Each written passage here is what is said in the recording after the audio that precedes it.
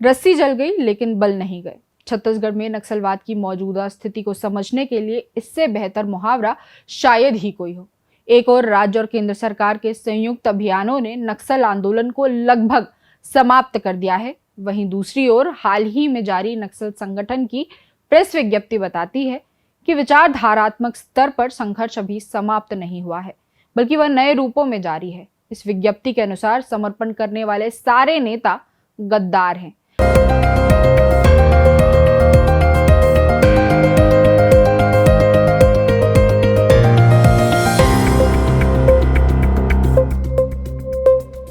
जरूरी बात में आपका स्वागत है। नक्सलियों का सबसे बड़ा संगठन सीपीआई माओवादी आज की तारीख में अपने अस्तित्व की लड़ाई लड़ रहा है। संगठन के अधिकांश नेता या तो मारे जा चुके हैं या आत्मसमर्पण कर चुके हैं। छत्तीसगढ़ में लीडर से लेकर कैडर तक का लगभग सफाया हो चुका है, लेकिन अब भी नक्सलियों की एक जमात हथियारबंद आंदोलन की रट लगाए हुए हैं। सीपीआई माओवादी की उत्तर तालमेल कमेटी की ओर से जारी की गई विज्ञप्ति न केवल देवजी जैसे नेताओं को गद्दार घोषित करती है, बल्कि ये भी दोहराती है कि सशस्त्र संघर्ष ही भारतीय क्रांति का मुख्य मार्ग है। इस विज्ञप्ति का सबसे महत्वपूर्ण पहलू ये है कि इसमें आंतरिक असहमति को विभाजन नहीं, बल्कि विचारधारात्मक संघर्ष के रूप में पेश किया गया है। यही वो मुद्दा है जहां से नक्सल आंदोलन के ऐतिहासिक चरित्र को समझने की जरूरत पैदा होती है। लेकिन देखते हैं कि इस विज्ञप्ति में कहा क्या गया है। कामरेड्स, इतिहास हमें सिखाता है कि राजनीतिक सत्ता दखल के लिए दो समानांतर राजनीतिक लाइन एक दूसरे से लड़ रही हैं। एक line comrade Karl Marx, comrade Engels, comrade Lenin, comrade Stalin, comrade Mao, comrade Charu Majumdar, comrade Kanhai Chatterjee, comrade Basava Raju, comrade Raju, comrade Kosa, comrade Hidma आदि जैसे कम्युनिस्ट क्रांतिकारियों द्वारा ली जा रही है। और जबकि दूसरी लाइन बर्नस्टीन, काउत्स्की, लिन पियाओ, प्रचंड, बलराज, वेणुगोपाल, कोबाड़, देवजी, प्रशांत राही जैसे गद्दारों द्वारा ली जा रही है। दूसरी लाइन के प्रवर्तक दुश्मन के वे एजेंट ऐसे अवसरवादी हैं जो सर्वहारा वर्ग की राजनीतिक लाइन को कमजोर करने और फिर उनका नामो निशान मिटा देने के लिए हमले कर रहे हैं। इसके अलावा हमें यह भी समझना बहुत जरूरी है कि राजनीतिक लाइन सिर्फ अवसरवादी विघटनवादी तत्वों के खिलाफ लड़ने के क्रम में उभर सकती है। हमें कॉमरेड मार्क्स, कॉमरेड लेनिन और कॉमरेड माओ की तरफ खड़े होकर संघर्ष करने के लिए गर्व महसूस करना चाहिए। जरूरत में काम आए वही असली दोस्त होता है। यह दुनिया भर के कम्युनिस्ट क्रांतिकारियों के लिए स्पष्ट हो गया है कि देवजी, वेणुगोपाल, कोबाड़, बलराज जैसे भारतीय क्रांति के गद्दार जनता के दोस्त नहीं हैं, बल्कि वे क्रांतिकारियों के भेष में दुश्मन के एजेंट हैं। हमारी कमेटी ने अवसरवाद, विघटनवाद, संशोधनवाद के सवाल पर लेख और प्रेस बयान जारी किया है। दुनिया भर की जनता ने सोनू का भंडाफोड़ कर दिया है और इसलिए ही क्रांतिकारी कतारों को उलझाने के लिए शासक वर्ग ने देवजी के चेहरे का सहारा लिया है। साथियों, भ्रमित मत हों, आंखों की रोशनी मत खोएं। यह पहली बार नहीं है कि भारत में क्रांतिकारी कम्युनिस्ट आंदोलन इस प्रकार का भयंकर सेटबैक का सामना कर रहा है। इससे पहले भी हमने 1970 के दशक में ऐसा ही सेटबैक का सामना किया था। कॉमरेड चारू मजुमदार की शहादत के बाद पार्टी बिखर कर कई टुकड़ों में बंट गई थी और कई अवसरवादी ताकतें अस्तित्व में आई थीं। देश में कोई क्रांति का केंद्र नहीं बचा था। इसके बावजूद हम पुनर्जीवित हो सके और छापामार आधार इलाकों का निर्माण कर सके। मौजूदा समय में हम अभी भी कमेटियों को नेतृत्व प्रदान कर रहे हैं और हमारी केंद्रीय कमेटी अभी भी रणनीतिक क्षेत्रों में जनयुद्ध का नेतृत्व कर रही है। जीत हमारी ही निश्चित है। जार की अत्यंत जघन्य और क्रूर ताकतें हमें धरती के गोलार्ध पर लाल झंडा लहराने से नहीं रोक पाई। हम उसी विरासत के धारक हैं। हम अवसरवाद, विघटनवाद, संशोधनवाद को जरूर हराएंगे और नवजनवादी क्रांति को सफल बनाने और फिर समाजवाद और आखिर में साम्यवाद कायम करने की तरफ आगे बढ़ेंगे। भारतीय नक्सल आंदोलन की शुरुआत 1967 के नक्सलबाड़ी विद्रोह से हुई, जिसने भूमि संघर्ष को एक सशस्त्र क्रांति के रूप में प्रस्तुत किया।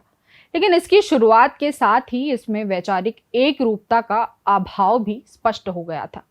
आंदोलन के शुरुआती नेताओं में से एक कानू सान्याल बाद में वर्षों में सशस्त्र संघर्ष की रणनीति से असहमत हो गए थे। उन्होंने खुले तौर पर यह स्वीकार किया कि नक्सलबाड़ी की लाइन में कई व्यवहारिक खामियां थी। दूसरी ओर चारू मजुमदार की त्वरित क्रांति की लाइन ने संगठन को अत्यधिक उग्र बना दिया, जिसका परिणाम यह हुआ कि 1970 के दशक में राज्य की दमनात्मक कार्रवाई के सामने यह आंदोलन बिखर गया। वर्तमान विज्ञप्ति में भी 1970 के दशक के उस सेटबैक का उल्लेख मिलता है जब चारू मजुमदार की मृत्यु के बाद संगठन कई टुकड़ों में बट गया था। ये स्वीकारोक्ति इस बात का प्रमाण है कि विभाजन नक्सल आंदोलन का अपवाद नहीं बल्कि उसका स्थायी चरित्र रहा है।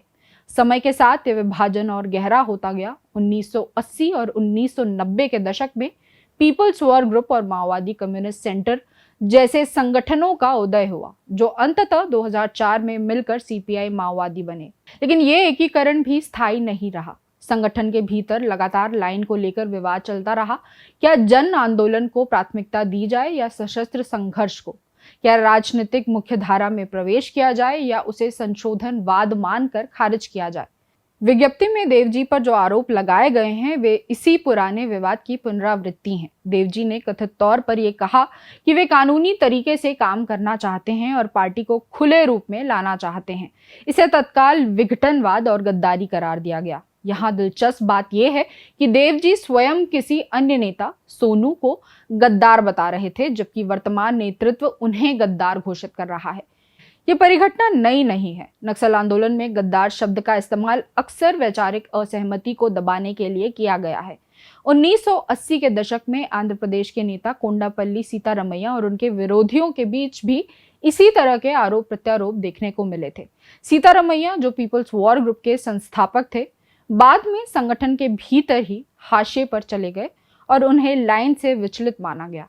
इस प्रकार कानू सान्याल से लेकर सीतारमैया और अब देवजी तक एक स्पष्ट पैटर्न दिखाई देता है। जो भी मुख्यधारा से अलग सोचता है उसे संशोधनवादी या गद्दार घोषित कर दिया जाता है। ये प्रवृत्ति न केवल संगठनात्मक लोकतंत्र को कमजोर करती है बल्कि आंदोलन को लगातार विभाजित भी करती है। विज्ञप्ति में बार बार दो राजनीतिक लाइनों की बात कही गई है, एक सही और दूसरी गद्दारों की। ये द्वैतवादी सोच नक्सल आंदोलन की वैचारिक जड़ता को दर्शाती है। इसमें किसी भी प्रकार के मध्य मार्ग या बहुलता के लिए कोई स्थान नहीं है। परिणाम स्वरूप हर असहमति अंततः विभाजन में बदल जाती है। छत्तीसगढ़ के संदर्भ में ये और भी महत्वपूर्ण हो जाता है। यहाँ सुरक्षा बलों की लगातार कार्रवाई और विकास परियोजनाओं के विस्तार ने नक्सलियों के जनाधार को कमजोर किया है। लेकिन जैसा कि इस विज्ञप्ति से स्पष्ट है, संगठन अपने रणनीतिक सही होने के दावे को बनाए रखे हुए हैं, भले ही वह रणनीतिक रूप से कमजोर क्यों न हो। यह आत्मविश्वास या कहें वैचारिक कठोरता ही आंदोलन को जीवित रखे हुए है। लेकिन यही उसकी सबसे बड़ी कमजोरी भी है, क्योंकि जब कोई संगठन अपने भीतर की आलोचना को स्वीकार नहीं करता तो वह आत्म सुधार की क्षमता खो देता है। विज्ञप्ति में यह भी कहा गया है कि यह विभाजन नहीं बल्कि विघटनवाद के खिलाफ संघर्ष है। यह बयान वस्तुतः वास्तविकता को छुपाने का प्रयास है। इतिहास गवाह है कि नक्सल आंदोलन में हर संघर्ष अंततः एक नए विभाजन को जन्म देता है। आज जब छत्तीसगढ़ में नक्सलवाद का प्रभाव खत्म हो चुका है, तब ये सवाल और महत्वपूर्ण हो जाता है कि क्या ये आंदोलन अपने पुराने ढर्रे से बाहर निकल पाएगा? क्या ये वैचारिक विविधता को स्वीकार करेगा या फिर हर असहमति को गद्दारी कहकर खारिज करता रहेगा? वर्तमान परिस्थितियों को देखते हुए दूसरा विकल्प अधिक यथार्थवादी लगता है, क्योंकि जिस आंदोलन की बुनियाद ही एकमात्र सही लाइन के विचार पर टिकी हो, उसमें बहुलता की गुंजाइश बहुत कम होती है। असल में नक्सलवाद आंदोलन की सबसे बड़ी चुनौती बाहरी नहीं बल्कि आंतरिक है। जब तक ये अपने भीतर के विभाजनों और वैचारिक कठोरता से नहीं निपटता, तब तक वैचारिक रूप से भी इसका क्षय जारी रहेगा, चाहे वह धीमी गति से ही क्यों न हो। जरूरी बात में फिर किसी मुद्दे पर होगी बात।